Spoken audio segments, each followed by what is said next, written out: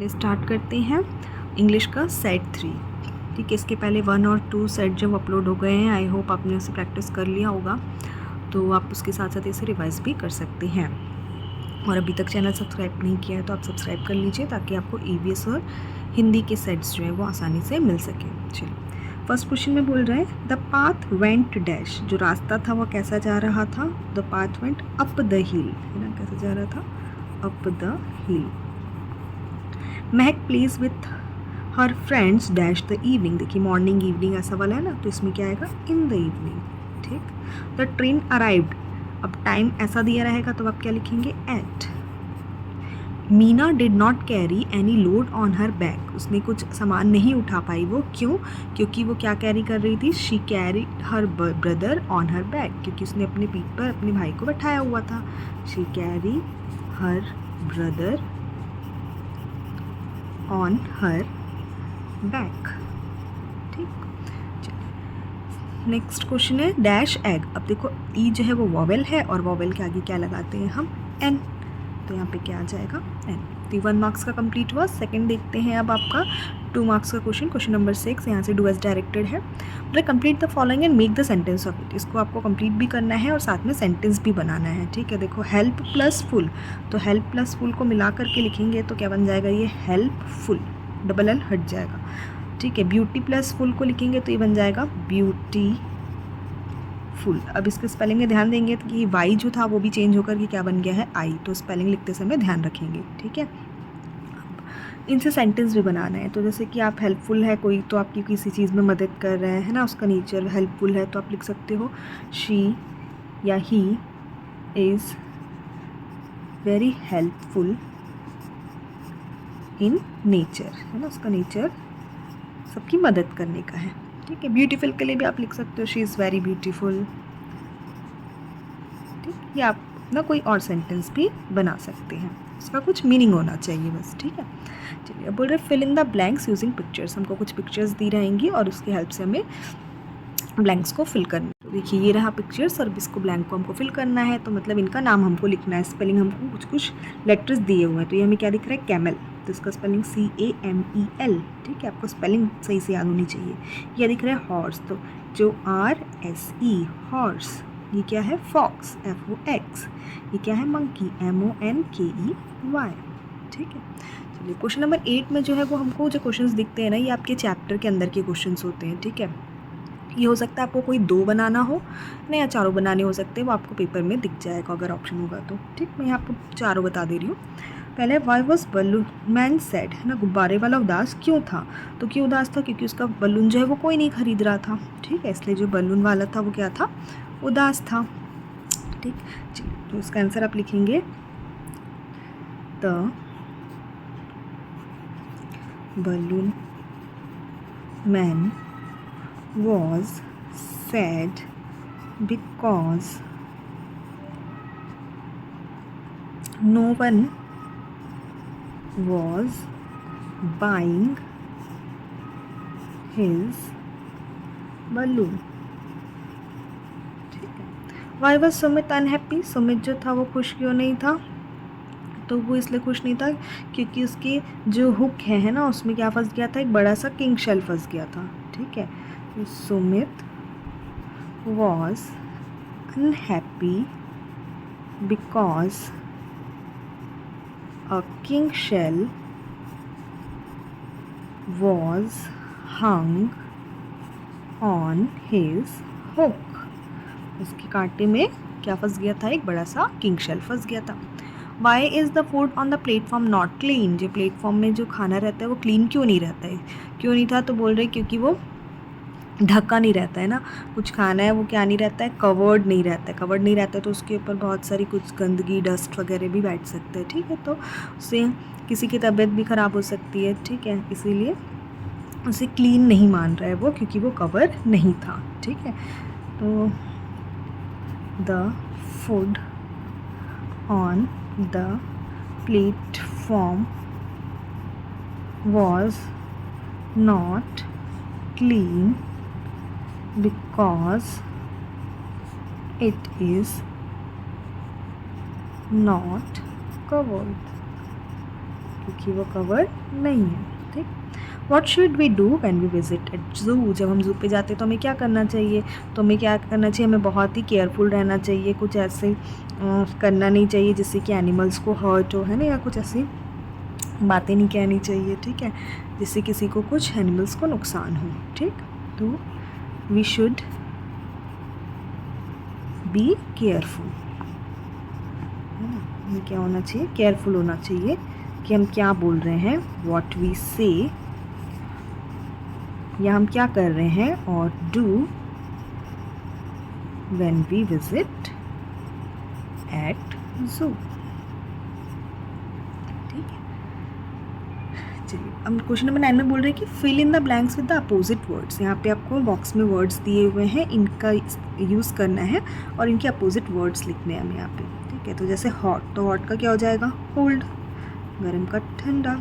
Week है ना, कमज़ोर, कमज़ोर का क्या हो जाएगा? Strong, strong. लेफ्ट, लेफ्ट का क्या हो जाएगा?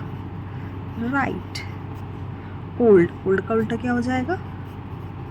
यंग, ठीक है। अब बोल रहे हैं read the paragraph given below and complete the story with the picture word, ठीक है। तो हमें पिक्चर वर्ड्स दे रहेंगे और उनका स्पेलिंग हमें लिख करके स्टोरी को कंप्लीट करना है, ठीक है। यहाँ पर आपको एक स्टोरी जैसा दिया हुआ है ना, अब नीचे स्पेस भी दिया है। अगर ऐसा दिया रहेगा तो आपको स्टोरी को पूरा फिर से लिखना पड़ेगा, ठीक है। तो मैं यहाँ पर आपको सिर्फ ये बता देती हूँ कि कैसे इसको कंप्लीट करना है। जैसे ये पिक्चर दिया है ना, तो पिक्चर की जगह आपको इसकी स्पेलिंग लिखनी होगी। जैसे one hot day in the, ये क्या दिख रहा है हमें? फॉरेस्ट दिख रहा है ना, तो यहाँ पे स्पेलिंग क्या आ जाएगी? फॉरेस्ट की। ए डैश, कौन दिख रहा है वहाँ पर? लॉयन। स्टार्टेड फीलिंग हंग्री, उसे भूख लगने लगी। इंस्टेड ऑफ कैचिंग अ, अब ये किसका फोटो है? रैबिट। तो रैबिट को पकड़ने की जगह the lion let it go, small rabbit like this can not satisfy my hunger, he said and spoked. मतलब इतने छोटे से रैबिट से उसकी भूख नहीं कम हो सकती, सेटिस्फाई नहीं हो सकता वो, ऐसा वो ज़ोर से चिल्लाया, ठीक है। तो अब इसको पूरे को आपको क्या करना पड़ेगा ना, यहाँ पर ऐसे लिखना पड़ेगा, ठीक। अगर स्पेस ऐसा दिया हुआ है ना, यहाँ पे ब्लैंक नहीं दिया है तो वन हॉट डे, ठीक है। तो इस तरीके से आप इसे पूरा लिख करके स्टोरी को कंप्लीट करेंगे, ठीक। नेक्स्ट क्वेश्चन में देखते हैं, each word should be adjective. आपको ये लेटर्स दिए हुए हैं और इससे वर्ड्स बनाने हैं, और वो वर्ड्स कैसे होने चाहिए? एडजेक्टिव। एडजेक्टिव मतलब क्या होता है? विशेषण, जो किसी की विशेषता बताते हैं, ठीक है। जैसे कि एक गर्ल ब्यूटीफुल है, तो उसकी विशेषता क्या है? कि वो ब्यूटीफुल है, ठीक। तो ऐसे वर्ड्स हमको यहाँ पे बनाने हैं, ठीक। तो बी से आप क्या बना सकते हैं? बी से चलिए ब्यूटीफुल ही हो गया, ठीक। ए से क्या हो सकता है? ए से जैसे कि कोई बहुत गुस्से में है, तो क्या हो गया? गुस्सा, एंगर, है ना, एंग्री, ये भी एडजेक्टिव है, ठीक। आई से अगर कोई बहुत इंटेलिजेंट है तो ये उसकी विशेषता है, तो इंटेलिजेंट भी क्या हो गया? एडजेक्टिव हो गया, ठीक है। कोई बहुत थैंकफुल है तो थैंकफुल भी क्या है? एडजेक्टिव है, ठीक है। नेक्स्ट क्वेश्चन बोल रहा है match this pairs of words with similar sounds. तो इसमें आपको मैच करना है। जैसे मच, तो मच का क्या हो जाएगा? सच। फन, फन का क्या हो जाएगा? बन। राउंड, राउंड किसके जैसा साउंड कर रहा है? साउंड के जैसा, ठीक है। क्वेश्चन नंबर 13 में पैसेज आपको दिया हुआ है, इसको पढ़ करके आपको आंसर्स दे, ऑप्शंस वाले दिए हैं, इससे आपको कंप्लीट करना है, ठीक है। तो इसको पढ़ते हैं पहले। वन मॉर्निंग एज हल्दी वॉक्ड टू स्कूल, जैसे ही एक सुबह हल्दी स्कूल की तरफ जा रही थी, शी मेट अ जिराफ, उसे एक जिराफ मिला। द जिराफ वोर बिग ग्लासेस, उसने क्या पहन रखी थी? बड़ी बड़ी ग्लासेस, चश्मा लगाया हुआ था बड़ा बड़ा। And held a book in his hand, और उसके हाथ में क्या था? बुक था। ही smiled and said good morning हल्दी, और वो मुस्कुराया और क्या बोला? गुड मॉर्निंग हल्दी। हल्दी लुक्ड अप एट हिम, और फिर हल्दी उसकी तरफ देखी। I am sorry to say, she said, but I have never met a giraffe like you, और उसको देखकर क्या बोली? कि मैंने तुम जैसा जिराफ इससे पहले कभी नहीं मिला है मुझे। My name is smiley, said the giraffe, तो जिराफ ने उसको बताया कि उसका नाम क्या है? स्माइली है। Whenever you see me you will smile, जब भी तुम मुझे देखोगी तो मुझे देखकर क्या करोगी? Smile. Haldi was surprised and happy too, Haldi उसे देखकर बहुत सरप्राइज भी थी और साथ में बहुत खुश भी हुई, ठीक है। चलिए अब क्वेश्चन देखते हैं। What was giraffe wearing, giraffe ने क्या पहन रखा था? तो जिराफ ने क्या पहन रखा था? बड़ी बड़ी ग्लासेस, तो आपका आंसर हो जाएगा big glasses. What was giraffe holding in his hand, उसने अपने हाथ में क्या रखा था? तो अपने हाथ में उसने बुक रखा था। क्या रखा था उसने, बुक रखा था। What was the name of the giraffe का नाम क्या था, तो उसका नाम स्माइली था। ठीक, नेक्स्ट क्वेश्चन बोल रहे सर्कल द एनिमल्स नेम, इसमें एनिमल्स का नाम आपको ढूंढ के सर्कल करना है। तो कैट कैट है एनिमल्स, मैट ही नहीं होता, रैट रैट एनिमल है, फैट नहीं होगा, काऊ काऊ भी एनिमल है, मंकी भी एनिमल है, ठीक है ना, बैट भी एनिमल है, ठीक है, सैट नहीं होगा। ठीक, चलिए अब नेक्स्ट है क्वेश्चन नंबर 15। इसमें फिर से पैराग्राफ दिया हुआ है और इस बार पैराग्राफ से हमें क्या करना है, पढ़ करके आंसर्स लिखने हैं। ठीक है, क्वेश्चन नंबर 15 में अब देखते हैं। I want to be big says little donkey, I want to be strong. तो लिटिल डंकी क्या बोलता है कि वो बिग होना चाहता है और स्ट्रॉन्ग होना चाहता है। A wise woman hears him, ठीक है, तो ये वुमन उसको सुनती है।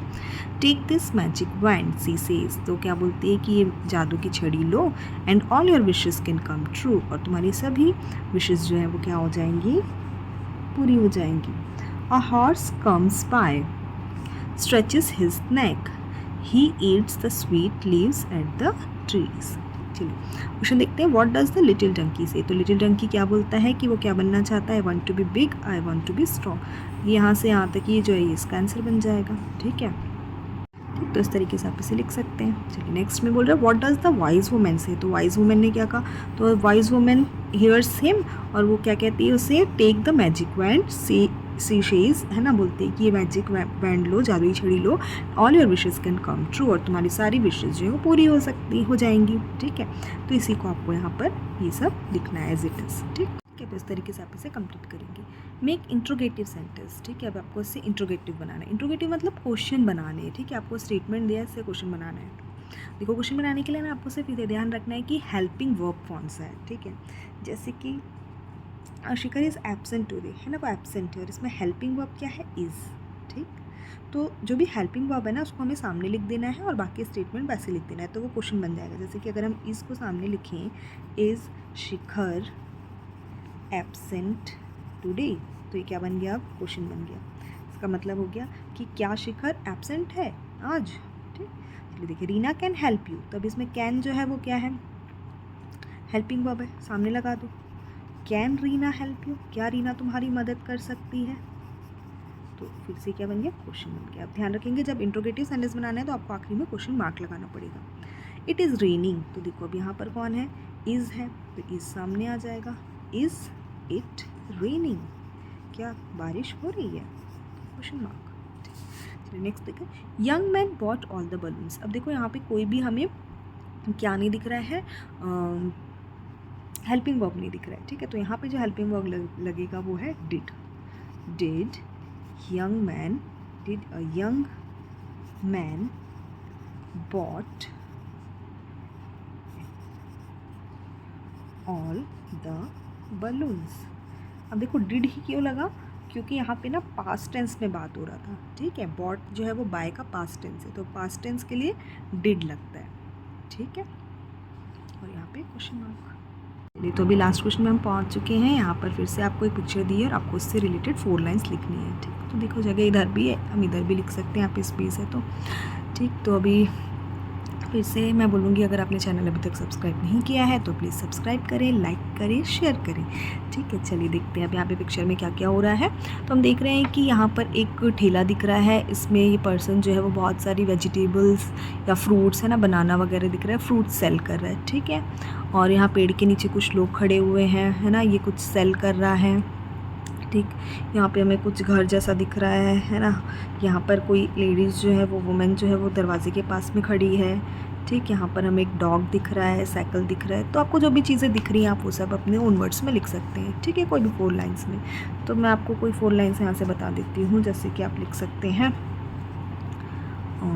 एक फर्स्ट लाइन आप इसे लिख सकते हैं, जो सब्ज़ी बेचने वाला होता है ना इसे हम क्या कहते हैं, जैसे कि जो सामान होता है उसे ग्रॉसरी वाला कहते हैं ना, तो क्योंकि जो हरी चीज़ें बेच रहे हैं इसलिए सब ग्रीन ग्रॉसर बोलते हैं। ठीक, तो द ग्रीन ग्रॉसर